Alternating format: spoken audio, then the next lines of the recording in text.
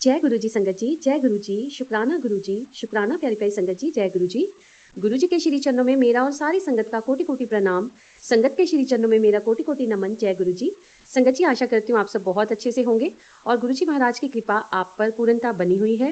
गुरु जी महाराज आप और आपके पूरे परिवार को ब्लेस करते रहें, गुरु जी के श्री चरणों में बने रहें। संगत जी, आशा करती हूँ कि आप दिव्य आभा की जर्नी में भी बने हुए हैं। संगत जी, आप सब मिल करके गुरु जी महाराज का जब कमेंट में शुक्राना करते हैं तो बहुत अच्छा लगता है। संगत जी, आपके कोई क्वेश्चंस होते हैं तो आप डिस्क्रिप्शन में मेरा व्हाट्सएप नंबर दिया गया है, वहाँ पर भी पूछ सकते हैं।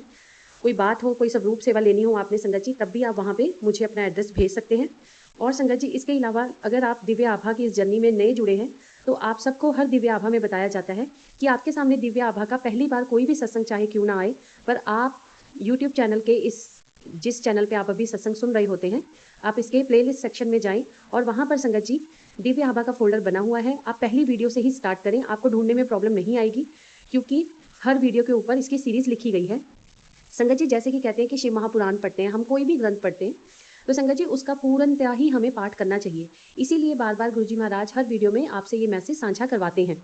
तो संगत जी, इस बात का ध्यान रखिएगा। चैनल पर जो नए हैं सब्सक्राइब कर लीजिए ताकि जब भी कोई सत्संग अपलोड हो तो आप सबको नोटिफिकेशन पहले से ही आ जाए। चलिए संगत जी, आज मंत्र जाप के साथ गुरुजी महाराज के हम आज के सत्संग की शुरुआत करेंगे। आज के सत्संग जो लिए गए हैं संगत जी दिव्य आभा में से बहुत ही प्यारे हैं और संगत जी दिव्य आभा की जर्नी हमने उसी तरह से चलाई है जैसे कि गुरुजी महाराज की दिव्य आभा की बुक में प्रिंट हुई है। संगत जी, कोई भी सत्संग अधूरा नहीं छोड़िएगा क्योंकि दिव्य आभा में से कोई भी सत्संग ऐसा नहीं है जो छोड़ा गया हो और दिव्य आभा को दिव्य आभा में लिखी गई वाणी में ही पढ़ करके आपको सुनाया जा रहा है। तो चलिए संगत जी, आइए मिल करके मंत्र जाप करते हैं। ओम नमः शिवाय, शिवजी सदा सहाय। ओम नमः शिवाय, गुरुजी सदा सहाय। जय गुरुजी। संगत जी, मेरे जीवन में इस संसार का कोई अर्थ नहीं रह गया था। सब कुछ अस्पष्ट था, मुझे कुछ भी समझ में नहीं आ रहा था। जीवन अति निराशाजनक और असंतुलित हो गया था। मैं अपने आत्मविश्वास के साथ साथ रुचि और उत्साह को खो चुकी थी। संशय में थी कि पुनः पहले जैसे कैसे जी पाऊंगी। जीवन के अमूल्य वर्ष ऐसे ही मैंने व्यर्थ व्यतीत कर दिए थे। मैं एक अति कटु अनुभव से गुजरी थी और एक भयंकर कार दुर्घटना ने मुझे असहाय कर दिया था। 2 महीने अर्ध चेतनावस्था में रहकर अनेक स्टीरॉयड और अन्य दवाइयां खाते हुए, अनगिनत परीक्षण और रोज सुइयों और ग्लूकोज की बोतलों के साथ सारांश में ये मेरा जीवन था। इस तरह से मैं अपना जीवन व्यतीत कर रही थी। दुर्घटना में मेरी गर्दन की धमनियां फट गई थी, रक्त की मेरे अंदर कमी हो गई थी, मैं क्षीण थी और मुझे पक्षाघात हो गया था यानी पैरालाइज हो गया था। 14 वर्ष पूर्व ऐसे रोगी को समुचित उपचार मिलने में भी समस्या थी। 1 वर्ष से अपने विद्यालय नहीं गई थी। मेरी सहेलियां मेरी दुर्दशा देखकर रो पड़ती थी और मैं स्वयं शीशे में भय के कारण अपना क्षतिग्रस्त चेहरा देख नहीं सकती थी। जीवन के ऐसे कठोर समय से गुजरते हुए अचानक ही ईश्वर स्वरूप गुरुजी ने मेरे जीवन में प्रवेश कर मेरा उद्धार किया। उनकी कृपा प्राप्त कर मैं अनंत लोक में प्रवेश कर गई। मेरे समक्ष खड़े होकर खुली बाहों में उन्होंने मुझे संरक्षण दिया, मानो मुझे विपदाओं से बचा रहे हों। उस समय से अब तक वह मुझे सुमार्ग पर अग्रसर करते रहे हैं, मुझे सही मार्ग दिखाते आ रहे हैं। गुरुजी ने उन्हें मुझे इस संसार का आभास करवाया है और थोड़े ही समय में मुझे स्वस्थ कर दिया। अपने परिवार में मेरी माँ और मैं गुरुजी से सबसे पहले मिले संगत जी। उस एक दर्शन ने हमारा जीवन बदल दिया। जालंधर में गुरुजी के मंदिर में वह एक कदम स्वर्ग में प्रवेश करने के समान था हमारा। हमारे पहले दर्शन में गुरुजी ने आभास करा दिया था कि वह ही स्वयं परमात्मा है। गुरुजी ने हमारे जीवन के भूत वर्तमान के सब पन्ने खोलकर हमारे सामने रख दिए थे, जिनका बोध केवल स्वयं को ही होता है। हमें आभास हुआ कि वह इस पृथ्वी पर हम सबको आशीर्वाद देने आए हैं। प्रभु के सम्मुख हम सब हतप्रभ थे। जैसे जैसे दिन व्यतीत होते गए संगत जी, गुरु जी हम पर दया करते रहे। उनके आदेश पर मैंने अपनी औषधियों का पिटारा कहीं छिपा दिया, डॉक्टर्स के पास जाना बंद कर दिया। मैंने कोई शल्य क्रिया नहीं करवाई और हाँ, मैं पहले जैसे ही शारीरिक और मानसिक रूप से स्वस्थ भी हो गई। चिकित्सकों ने स्वस्थ होने के लिए 4-5 साल का समय बताया था, किंतु गुरु जी की कृपा ये केवल 2 मास में ही संपन्न हो गया। संगत जी, ऐसी है हमारे गुरु जी की कृपा। गुरु जी से मिलने के 2 महीने के अंतराल में ही मेरे बालों का झड़ना बंद हो गया और पुनः वो मेरे बाल सामान्य हो गए। मेरी क्षीणता और मेरा पैरालाइज भी लुप्त हो गया और मैं चलने फिरने लगी। मेरा सारा शरीर चल पड़ा। श्रवण शक्ति और दृष्टि भी मेरी सामान्य हो गई और मेरा हीमोग्लोबिन बढ़कर 6 से 12 हो गया। चिकित्सकों के परामर्श के विरुद्ध मैंने फिर से खेलना कूदना आरंभ कर दिया। मैं अपने विद्यालय जाने लगी। परीक्षाओं में अति उच्च अंकों से पास हुई। इसे क्या कह सकते हैं संगत जी? केवल दिव्य हस्तक्षेप जो कि मैंने गुरु जी को पूर्ण रूप से अपने आप को समर्पण कर दिया था और ऐसी दिव्य कृपा मेरे गुरु ने मुझ पर की। जय गुरु जी। संगत जी, मैं आपको अपना अगला अनुभव सुनाती हूँ। जीवन की इस कठिन अवस्था से निकलकर मैंने अगले चरण में प्रवेश किया। गुरु जी के मन में मेरा अध्ययन और व्यवसाय थे। दुर्घटना की वेदना और त्रासदी से निकलकर मैं भी अपने जीवन का मार्ग प्रशस्त करना चाहती थी। मैं ऐसा व्यवसाय करना चाहती थी जिसमें मैं लोगों के दुख दर्द कम कर सकूं और उनकी अनुभूति का अनुभव कर सकूं। गुरुजी जैसा अपने अनुयायियों के लिए करते हैं, वैसे ही रूपरेखा मेरे लिए बनाई हुई थी। शुक्राना गुरुजी। गुरुजी के आशीर्वाद और दिशा दर्शन से मुझे बिना औपचारिक अध्ययन किए बंगलोर के एक महाविद्यालय में भौतिक चिकित्सा के पाठ्यक्रम में प्रवेश मिल गया। मैंने अपनी पढ़ाई सरलता से पूरी की और उसे समाप्त कर अपने प्रशिक्षण के लिए दिल्ली के सर गंगाराम चिकित्सालय में कार्यरत हो गई। मेरे वरिष्ठ सलाहकार देश के सबसे अच्छे नेत्र विशेषज्ञ थे, जो अखिल भारतीय आयुर्विज्ञान संस्थान के निर्देशक भी रह चुके हैं। मेरे ऐसे सुनियोजित व्यावसायिक पद पर गुरुजी ने सदा मेरा ध्यान रखा था। इससे पहले कि मैं कोई योजना बना पाती, गुरुजी ने मुझे भौतिक चिकित्सा में स्नातकोत्तर पाठ्यक्रम करने को कहा। मैंने ये पाठ्यक्रम क्रीड़ा और अस्थि रोग में किया। संगत जी, गुरुजी के स्नातकोत्तर पाठ्यक्रम करने के आदेश के पश्चात प्रवेश के लिए आवेदन देने के लिए केवल 3 दिन ही शेष रह गए थे और 3 दिनों में ही मुझे एडमिशन लेना था। मैंने उनके दिशा निर्देशों का पालन किया और सही कार्यवाही करती रही। इस समय मेरे माता पिता मेरे साथ नहीं थे। मैं घर पर अकेली थी। मेरे नितंब पर एक फोड़ा हो गया था, जिसने सूज कर मुझे शैया पर लेटने को बाधा कर दिया था और मैं बिस्तर से उठ नहीं पा रही थी। अकेले और अत्यंत पीड़ा सहते हुए मैं कुछ भी करने में असमर्थ हो चुकी थी। पर मुझे फिर भी पूर्णतः विश्वास था कि मेरे गुरुजी मेरे साथ हैं। गुरुजी की संगत के सदस्य उन दिनों घर आते रहे और मैं गुरुजी के सत्संग करती थी और ऐसे ही धीरे धीरे मेरा घाव भरता गया। डॉक्टर्स ये देखकर आश्चर्यचकित थे। उन्होंने उसे फोड़ने का परामर्श दिया था, किंतु जिस भांति वह सूख रहा था उसके कारण से वह अनभिज्ञ थे। उन्हें पता ही नहीं चला कि ये सूख कैसे रहा है। जय गुरु जी। संगत जी, अब मैं आपको अपना बहुत ही प्रेम पूर्ण अनुभव सुनाती हूँ। ये एक ऐसा विषय था जिसके बारे में सोचने से भी मैं बहुत ज़्यादा कतराती थी। मुझे इतना कुछ करना शेष था अभी तो, अपने आप को सिज्जो करना था मुझे। किंतु मेरे प्रभु गुरुजी ने मेरी भलाई के लिए मेरे जाने बिना ही मेरे जीवन के बारे में सोचा हुआ था। तो 23 वर्ष की आयु में उन्होंने मुझे विवाह करने के लिए 1 महीने का समय दिया। यह अवधि मेरे लिए विवाह के बारे में ना सोचने के कारण स्तब्ध करने वाली और अत्यंत कठिन हो चुकी थी, क्योंकि इसी अवधि में मुझे शादी करनी थी और गुरुजी का कथन मैं कभी नहीं टाल सकती थी। तथापि गुरुजी की दया से सब कार्य सहजता से होते चले गए, जैसे स्वयं ही हो रहे हों, वह परमात्मा कर रहा था। मेरे परिवार के सदस्यों ने वर के लिए, जिसे मैं जानती थी, उन्होंने हाँ कर दी। गुरुजी ने उसे हमारे पास मेरे विवाह से मात्र 20 दिन पहले भेजा था। इस छोटे से समय में विवाह की सब तैयारियां, जो सामान्यतः 2-3 महीनों में होती हैं, वो 20 दिनों में ही हो गई। गुरु कृपा से विवाह भी बहुत वैभवशाली ढंग से संपन्न हुआ और उसके हर अंग में उनका प्रभाव स्पष्ट था कि मेरे गुरु मेरे साथ हैं। सब अतिथियों ने वातावरण, भोजन और सजावट आदि की अत्यधिक प्रशंसा करी। विवाह होते हुए गुरुजी ने संगत के एक सदस्य के माध्यम से संदेश भेजा कि हम दोनों जीवन भर के लिए साथ रहेंगे। जय गुरुजी। इससे बड़ी और कौन सी भेंट हो सकती है। जब गुरुजी ने जीवन के सबसे महत्वपूर्ण निर्णय को अपना आशीष दे दिया हो, तो चिंता का तो कोई प्रश्न ही नहीं उठता है। संगत जी, विवाह स्थल का विशेष वर्णन करना अभी बहुत आवश्यक है मुझे आपके साथ। सामान्यतः दिल्ली में विवाह स्थल बहुत पहले आरक्षित करना पड़ता है, क्योंकि अच्छे स्थानों की सदा कमी रहती है। यद्यपि मेरे विवाह में समय की कमी थी, उचित स्थान मिलने में कोई अड़चन नहीं हुई। संगत जी, अशोक होटल के बारे में गुरुजी ने मुझे 12 साल पहले बताया था, किंतु 11 वर्ष की आयु में मैंने उस पर कोई ध्यान नहीं दिया था। गुरुजी के साधारण से कहे गए वचन भी अनुयायी के प्रति उनके मन की वास्तु स्थिति दर्शाते हैं। मुझे ये भी ज्ञात हुआ कि उनके अनौपचारिक से कहे हुए शब्दों में भी अत्यंत गूढ़ ज्ञान छिपा रहता है और उनको कभी भी सुनकर अनसुना करना ही नहीं चाहिए। मेरे जीवन का आधार तो गुरुजी ही हैं और सदा रहेंगे। मैं ऐसा परिवार चाहती थी जहाँ पर वह इसे समझ सके, जहाँ पर मेरे गुरु के प्रति मेरी श्रद्धा को समझ सके और मेरा साथ दे।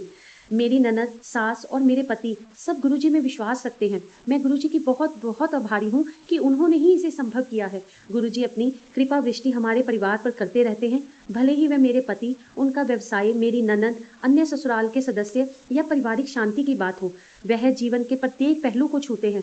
दूतावास जाए बिना ही वीजा मिलना, संपत्ति के लेख, मेरे पति के व्यवसाय के मार्ग को सरल करना। गुरुजी सदैव हमारे साथ हैं, वो हमारे साथ ही रहेंगे। जय गुरुजी। संगत जी, आइए मैं आपसे अपना एक और छोटा सा अनुभव साझा करूंगी। दुर्घटना के पश्चात संगत जी, मेरे माता पिता अत्यंत विचलित हो गए थे। उनका जीवन अस्त व्यस्त हो गया था। उन्होंने अपनी बेटी को एक अति कटु मानसिक आघात से गुजरते हुए देखा था। मेरी माँ का जीवन मानो थम सा गया था। उनकी प्रत्येक क्रिया मेरे इधर-उधर ही घूमती थी। अति सौम्य और हंसमुख स्वभाव वाली मेरी माँ मानसिक रूप से अत्यंत व्याकुल रहती थी, किंतु गुरुजी ने मेरे माता-पिता को भी आश्रय दिया, जिसकी उन्हें अत्यधिक आवश्यकता थी। उन्हें उत्साह और प्रेरणा दी और उनके जीवन को पुनः रसमय बनाया। मेरी माँ की वेदना, जिन्हें उन्होंने अपने जीवन का प्राय मान लिया था, कुछ ही समय में समाप्त हो गई। मेरे पिता एक सेना अधिकारी होते हुए पंजाब या कश्मीर में अक्सर गंभीर समस्याओं में उलझे रहते थे। राष्ट्र की सेवा में लगे हुए थे। प्राय वे देश के दुश्मनों का सामना करते रहते थे और उनके जीवन को सदा मृत्यु का भय बना ही रहता था। मेरी माँ को सदा चिंता रहती थी, पर गुरुजी कहते थे कि चिंता की कोई लोड़ नहीं, कि चिंता की कोई आवश्यकता नहीं है। उनके दर्शन, स्वप्न अथवा सुगंध के माध्यम से उनके साथ होने की अनुभूति सदा रहती थी। माँ को आश्वासन देते हुए, पिता का संरक्षण करते हुए मेरे छोटे भाई की सेना में जाने की हार्दिक अभिलाषा थी। गुरुजी ने इस विचार का प्रेम और अभिमान से स्वागत किया। उसके लिए शारीरिक परीक्षण की सीढ़ी पार करना सरल नहीं था संगत जी। वह 2 बार असफल हो चुका था। चिकित्सकों के अनुसार वह वर्णत था, जिसका कोई उपचार ही नहीं था। गुरुजी ने हमें आश्वासन दिया कि इस बार वह सफल होगा, और तीसरी बार वास्तव में उसमें इस रोग के कोई चिन्ह ही नहीं मिले। जय गुरुजी। संगत जी, यहाँ पर रुक करके अपने परिवार के सदस्य जनों के लिए प्रार्थना कर लेते हैं कि गुरुजी महाराज, आपने जो इस जीवन में हमें ये परिवार सौंपा है, ये परिवार के सदस्य सौंपे हैं, इन सब की रक्षा कीजिएगा, इन सबको हेल्थ ब्लेस कीजिएगा, सारी संगत पर अपनी कृपा कीजिएगा। और गुरुजी महाराज, माँ सबसे प्यारी होती है। माँ के बिना जीवन नहीं होता है। माँ के साथ ही पिता का भी वजूद रहता है। चाहे पिता हमें जितना मर्जी प्यार कर ले, पिता हमें जितना मर्जी संभाल ले, पर माँ के बिना हमारी जिंदगी का वजूद नहीं होता। इसलिए हे गुरुजी महाराज, माता पिता दोनों को ही आप अपना आशीर्वाद उन पर बनाए रखिएगा। गुरुजी महाराज, सारी संगत का कल्याण कीजिएगा। जय गुरुजी। आइए संगत जी, आंटी जी अपना अगला सत्संग सुना रहे हैं। हम गुरुजी के दर्शन के लिए बीकानेर से दिल्ली आए थे। हमें रात्रि 9 बजे की गाड़ी से बीकानेर लौटना था, जो वहां प्रातः 8 बजे पहुंचती है। किंतु गुरुजी के मंदिर से उनके आदेश के बिना जाने का प्रश्न ही नहीं उठता है। हम गुरुजी के सम्मुख बैठे हुए थे। उन्हें पता था कि हमारे लिए क्या उचित है। समय गुजरता जा रहा था।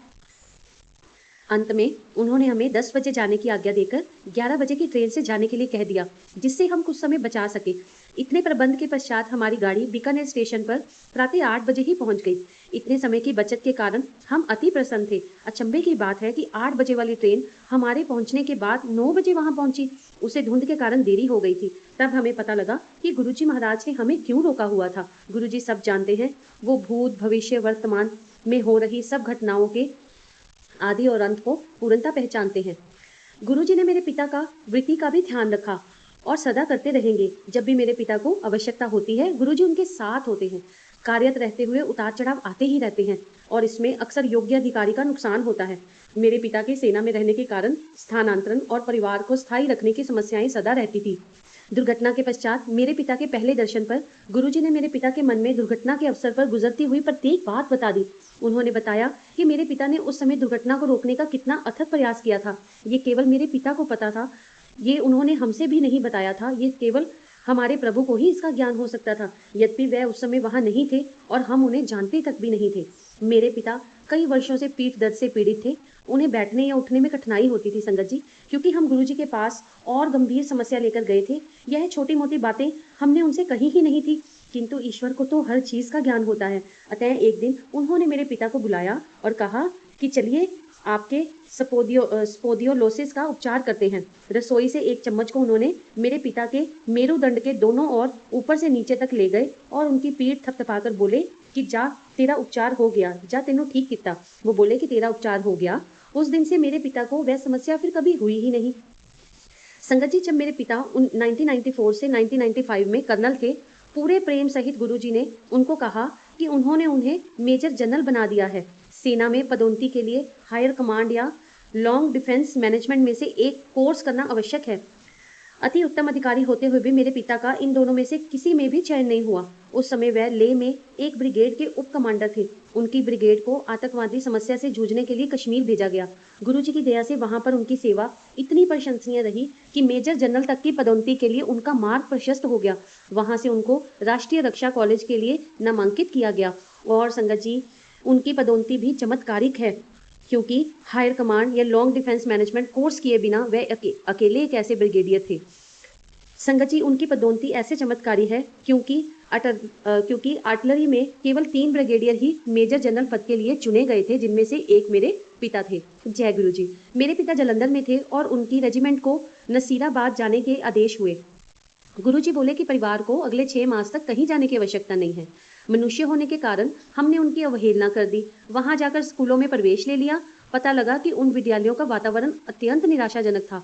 हमें बिना कुछ प्राप्त किए खाली हाथ ही वापस आना पड़ गया। उसके तुरंत बाद पंजाब में अत्यधिक वर्षा हुई, जितनी संभवतः पहले कभी हुई ही नहीं थी। मेरे पिता की रेजिमेंट को वहीं पर 6 मास और रुकना पड़ा। इसे क्या कहेंगे संगत जी, अचंबा ही अचंबा, आश्चर्य ही आश्चर्य। संगत जी, हम तो हैरान होते हैं कि गुरु जी का कहा हुआ एक एक शब्द सत्य होता है, होता था, होता रहेगा। एक रात हम अपनी नई इंडिका गाड़ी में संगत जी वापस घर आ रहे थे कि अचानक कार के गियर में समस्या आ गई और वह तीसरे पर ही अटक गया। हम में से किसी को भी इस कार के बारे में कुछ पता नहीं था, अतः मेरे पिता ने उसी गियर में ही गाड़ी चलाई। चलते रहने के लिए 40 किलोमीटर की गति रखना आवश्यक था। गुरु जी का नाम लेकर हम चलते रहे। उस 13 किलोमीटर के मार्ग पर अनेकों लाल बत्तियों के होते हुए भी हमें कोई रुकावट नहीं हुई संगत जी। अंत में घर के पास गायों का एक झुंड बैठा हुआ था। मेरे पिता को लगा कि अब तो गाड़ी रुक ही जाएगी। अचानक ही संगत जी वह सब गायें उठकर एक किनारे हो गई और कार निकलने के पश्चात वही दोबारा सड़क पर आकर बैठ गई। संगत जी, ऐसा कौन कर सकता है हमारे परमात्मा के बिना। संगत जी, मैं आपसे अपना एक और सत्संग साझा कर रही हूँ। आप सुनिए संगत जी, गुरुजी महाराज के सत्संग, गुरुजी महाराज के अनुभव जो हमारे जीवन में हुए हैं। संगत जी, जिस दिन मेरी माँ ने गुरुजी के प्रथम दर्शन किए, वह उनके लिए सबसे बड़ा दिन रहा है और वह उसे कभी भूल नहीं सकती। कार दुर्घटना के पश्चात हमारे हितैषी गुरुजी के पास जाने के लिए कहते थे। मेरी माँ में धार्मिक प्रवृत्ति का अभाव था थोड़ा, अतः वह नहीं जाती थी। एक दिन उनकी एक मित्र जो गुरुजी की भी भगत थी, प्रातःकाल उनके पास जा रही थी। मेरी माँ के मन में अनेक विचार उत्पन्न हुए। क्या इसे कुछ और करने को नहीं है? घर के सारे काम छोड़कर ये ऐसे कैसे जा सकती है? इसके पास कोई और काम नहीं है क्या? इस युग में भी ये बाबा और संतों के चक्कर काट रही है। संगत जी, मेरी माँ की वह मित्र मेरी माँ को बार बार चलने का आग्रह करती रही थी, अतः मेरी माँ ने सोचा कि आज उनके साथ जाकर ये काम भी निपटा लिया जाए। मेरी माँ उनके साथ 2 बातों को मन में बिठाकर गई थी जो वह बार बार कहती थी। पहली कि आस्था आवश्यक है और दूसरी कि वह सर्व ज्ञाता है। जब वह गुरुजी के पास पहुंची तो अपने आसन पर बैठे हुए अद्वितीय स्नेह और प्रेम की उस जीवित मूर्ति के दर्शन किए जो नश्वर की श्रेणी में कदापि नहीं थे। कई मास की व्यथा के पश्चात मेरी माँ ने शांति से सांस ली थी। उनके प्रथम दर्शन के लिए वही दिन ही शायद निश्चित रहा होगा। उनके सम्मुख वह अपनी सब समस्याओं से मुक्त हो रही थी। उस शुभ दिन के उपरांत बीते दिनों को भूलने का सिलसिला शुरू हो चुका था संगत जी। जय गुरु जी। हम गुरु जी के दर्शन हेतु जालंधर जाते थे। रविवार की रात्रि को एक बार संगत जी, रविवार की रात्रि को चलकर सोमवार को सुबह कार्यालय में पहुंच जाते थे। और एक दिन, क्योंकि उन दिनों में पंजाब में रात को बसें नहीं चलती थी, हम रात को 2:30 बजे वाली ट्रेन पकड़ते थे। एक दिन जब हम गुरुजी के दर्शन कर रहे थे, मेरे पिता को प्रातः 8:30 बजे अपने कार्यालय पहुंचना था, परंतु गुरुजी ने हमें अपने पास बिठाई रखा। ट्रेन का समय निकल चुका था। 3 बजे उन्होंने हमें जाने की आज्ञा दी, ये कहकर कि हम ट्रेन जालंधर छावनी स्टेशन से पकड़े। अगली ट्रेन 4:15 बजे की थी और मेरे पिता के कार्यालय के पहुंचने के समय के बाद पहुंचती। 3:15 बजे हम छावनी स्टेशन पर पहुंचे और मेरे पिता टहलते हुए पूछताछ कार्यालय पहुंचे, जो उस समय तो बंद ही होना चाहिए था, किंतु वह खुला हुआ था। उन्होंने जब 4:15 से पहले अंबाला की ओर जाने वाली किसी और ट्रेन के बारे में जानना चाहा, तो खिड़की पर बैठे हुए लिपिक ने उत्तर दिया कि एक विशेष ट्रेन सिग्नल होने की प्रतीक्षा कर रही है और वह अंबाला जाएगी। मेरे पिता ने हम सबको जल्दी से अंदर बुलाया और उसी समय उस ट्रेन ने भी प्लेटफॉर्म पर प्रवेश किया। हम शीघ्रता से ट्रेन में सवार हुए तो देखा कि डिब्बा बिल्कुल खाली था और संभवतः पूरी ट्रेन भी खाली ही थी। सुरक्षा के लिए हमने डिब्बे को बंद कर लिया। जब ट्रेन चली तो उसमें कुछ भी सामान्य नहीं था। संगत जी, जालंधर से अंबाला तक की यात्रा उसने इतनी तीव्र गति से पूर्ण करी मानो वह पटरी पर नहीं अपितु हवा में उड़ रही हो। जब कुछ ही घंटों में हम अंबाला पहुंचे और मेरे पिता ने स्टेशन मास्टर से पूछा कि वे कहाँ जा रही है, तो उसे उसके बारे में कुछ भी ज्ञात ही नहीं था। कल्पना कीजिए संगत जी कि स्टेशन मास्टर को अपने स्टेशन पर आई हुई ट्रेन के गंतव्य के बारे में कुछ भी ना पता हो। ऐसा कैसे हो सकता है? संगत जी, स्टेशन से बाहर निकलते ही हमें चंडीगढ़ की बस मिल गई और उससे हम 40 मिनट में वहां पहुंच गए। वहां पहुंचकर उसके चालक ने बस अड्डे ना जाकर यात्रियों को एक गोल चक्कर पर उतार दिया, पर किसी भी यात्री ने विरोध नहीं किया। बस के इस बदले हुए मार्ग से हमें पिता के कार्यालय के निकट ही उतरने का अवसर मिल गया।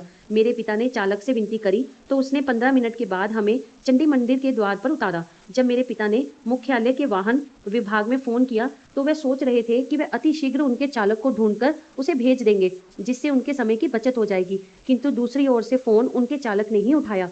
जैसे जैसे सब परिस्थितियां स्वतः ही ठीक होती गई और मेरे पिता अपने कार्यालय ठीक समय पर पहुंच गए। हमने गुरुजी को इसके लिए बहुत बहुत धन्यवाद किया। अगले सप्ताह जब हम जालंधर पहुंचे, गुरुजी ने मेरे पिता से पूछा कि उन्हें वह भूत ट्रेन कैसी लगी। संगत जी, उस वक्त हमारा क्या हाल हुआ होगा जब गुरुजी महाराज ने ऐसे बोला कि वह भूतिया ट्रेन कैसे लगी। तब हमें पता लगा कि यात्रा का समय इतना कम कैसे हुआ, क्योंकि उसमें हमारे दिव्य प्रभु, हमारे परमात्मा का हाथ था, उनका हस्तक्षेप था। गुरुजी महान हैं। संक्षेप में ये मेरे और मेरे परिवार के संस्मरण हैं। हमारी ओर से क्या आवश्यक था? केवल आस्था और समर्पण ही तो आवश्यक था, और वो हमने किया हुआ था। क्या उससे अधिक आशा करना बहुत अधिक है? गुरुजी हमसे चाहते ही क्या हैं? वो हमारी आस्था ही तो चाहते हैं, हमारा समर्पण ही तो चाहते हैं। गुरुजी हमारे सम्मुख हैं, वही परमात्मा है। आप इधर उधर मत भटकिए। समय रहते हम इस तथ्य से अवगत हो जाएं तो ही हमारे लिए अच्छा है, हमारे परिवार के लिए अच्छा है, हमारे आने वाली पीढ़ी के लिए अच्छा है। हर मिनट हर सेकंड चमत्कार से परिपूर्ण है। कहने को अभी भी बहुत कुछ शेष है संगत जी। सबको आकर इस आनंदमय संसार और प्रभु प्रेम को प्राप्त करना चाहिए। वह हम सबको बुला रहे हैं, वह हम सबकी प्रतीक्षा कर रहे हैं, और हम किसकी प्रतीक्षा कर रहे हैं फिर? तो चलिए गुरुजी महाराज के श्री चरणों में चलिए संगत जी। श्रीमती निक्की मल्होत्रा आंटी, दिल्ली से। जय गुरु जी, शुक्राना गुरु जी। संगत जी, आंटी जी के सत्संग बहुत प्यारे थे, बहुत ही दिव्य सत्संग है, बहुत ही प्यारा अनुभव इन सत्संग ने हमें कराया है। आइए संगत जी, गुरु जी महाराज की मर्जी है कि अब हम एक और संगत जी का सत्संग ले लेते हैं दिव्य आभा में से। जय गुरु जी। संगत जी, संगत लिखते हैं, यदि आप उनकी भौतिक काया के आर पार उनको देख सकते हैं तो आपको उनका पूर्ण संरक्षण प्राप्त होगा। गुरु जी के साथ रहते हुए मेरे लिए यही सबसे मुख्य रहा है, क्योंकि गुरु को आप गुरु के शरीर से नहीं पहचाने, गुरु के मानव चोले से नहीं पहचाने, भौतिक काया से नहीं पहचाने, उसकी आर पार जो दिव्य ज्योति है, जो परमात्मा है, उसे पहचाने। संगत जी, महत्वाकांक्षाओं के मोह माया जाल में फंसे रहने के कारण उनका वास्तविक रूप पहचानना तो हमारे लिए कठिन ही हो जाता है। गुरु जी के साथ आपकी आशाएं पूर्ण होती हैं, यद्यपि जो आप चाहें वह सदा तो नहीं मिलता, क्योंकि अगर वह आपके लिए उचित नहीं होता तो गुरु जी वो आपको नहीं देते, परंतु इनके पीछे हम सबको अज्ञात उनकी सच्चाई है। इस मोह माया की अजय दीवार पर चढ़कर ही आप उनकी उस संपदा का सौंदर्य देख सकते हैं, किंतु ये इतना सहज तो नहीं है जितना आप सोच रहे होंगे। निश्चित रूप से वह आपको परखेंगे। संगत जी, यदि मैं उनके शब्दों का भावार्थ करूं तो वे आपको नींबू की भांति निचोड़ देंगे और वृक्ष की भांति जोर जोर से आपको हिला देंगे। मेरे पूर्व कर्मों और संस्कारों के कारण दिव्य आत्मा ने मुझे अपने पास आने दिया। शुक्राना गुरु जी। संगत जी, आइए 2 मिनट रुक करके गुरु जी महाराज का शुक्राना कर लेते हैं कि गुरु जी महाराज ने हमारे हर कर्मों को, अच्छे बुरे जैसे भी रहे होंगे पहले, आज के, उससे भी पहले, संगत जी गुरु जी महाराज ने हमें अपने चरणों में लिया है। इसके लिए गुरु जी महाराज का बहुत बहुत शुक्राना करते हैं हम। चलिए सत्संग सुनते हैं संगत जी। मेरे पूर्व कर्मों और संस्कारों के कारण दिव्य आत्मा ने मुझे अपने पास आने दिया। मेरे लिए गुरु जी का वर्णन करना अत्यंत कठिन है। मन भाव विभोर हो जाता है। यदि गणेश उनका वर्णन नहीं कर पाए तो मैं कौन होता हूँ जो मैं उनका वर्णन कर सकूं। हम गुरु जी के पास बिना किसी आशा या कष्ट के गए, और उनकी आकर्षण शक्ति हमें उनके पास बार बार खींच कर ले गई। संगत जी, मैं सेवकों के लिए नाश्ता लेकर मंदिर जाता था। गुरुजी उस समय प्राय पाठ कर रहे होते थे। मेरे माता पिता शुक्रवार का व्रत रखते थे। इसका अर्थ था कि खट्टा खाना तो दूर की बात थी, हमारे लिए तो उसको छूना भी निषेध था। उस दिन संगत जी शुक्रवार ही था और मेरी माँ ने ऐसा कुछ भी करने से मना कर दिया। उस दिन मेरे वहां पहुंचने से पहले गुरुजी पाठ करके शीघ्र ही बाहर आ गए थे।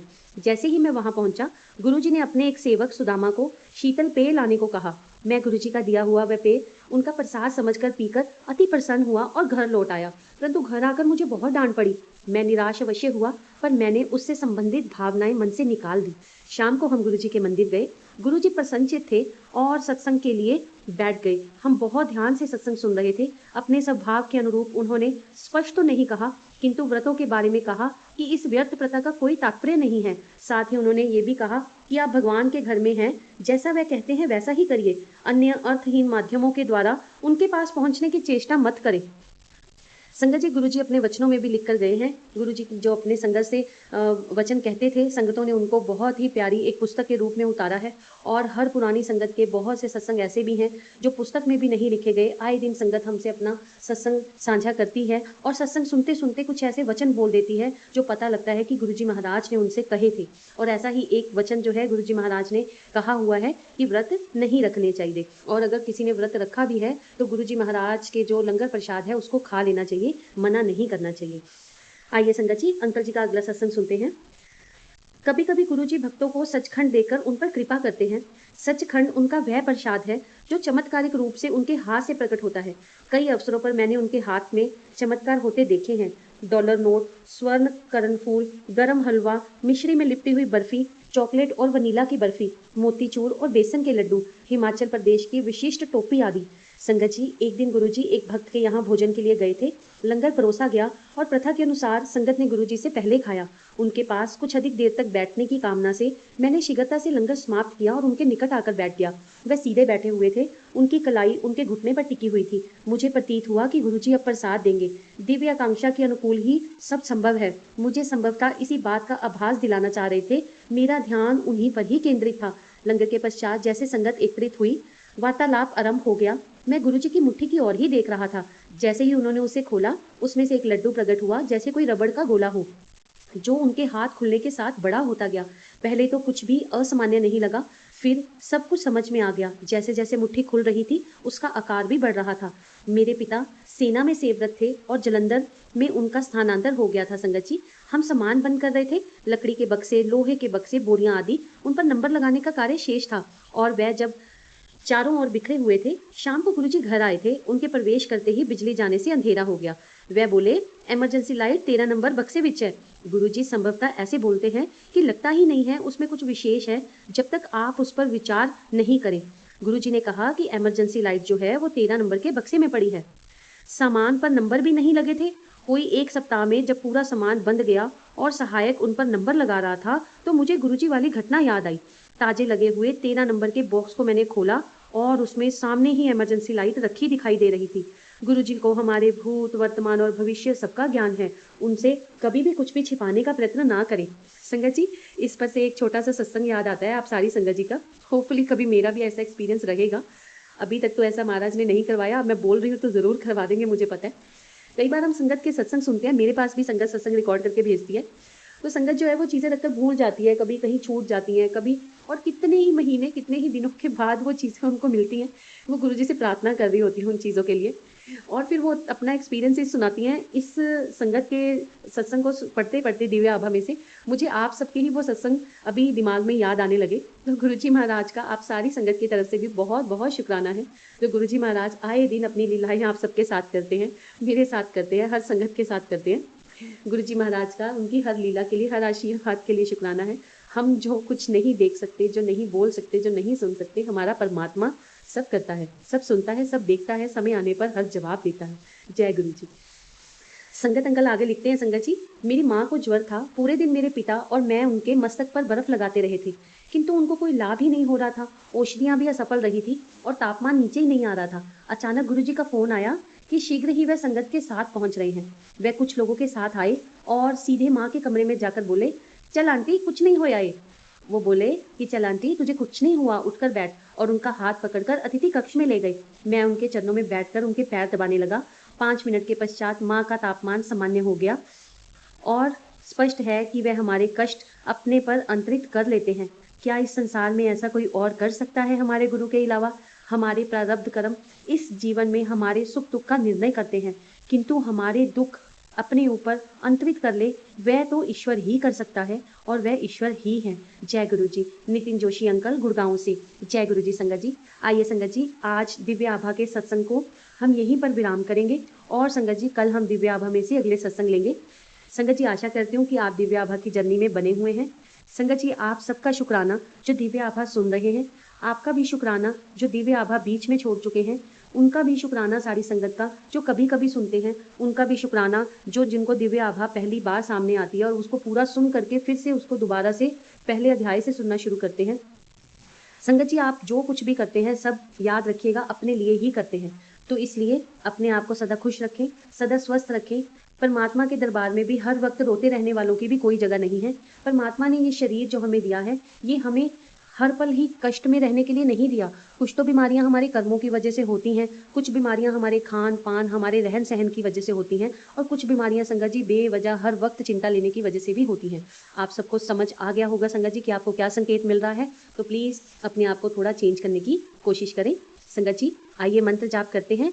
ओम नमः शिवाय, शिवजी सदा सहाय। ओम नमः शिवाय, गुरुजी सदा सहाय। जय गुरुजी संगत जी, जय गुरुजी, शुक्राना गुरुजी।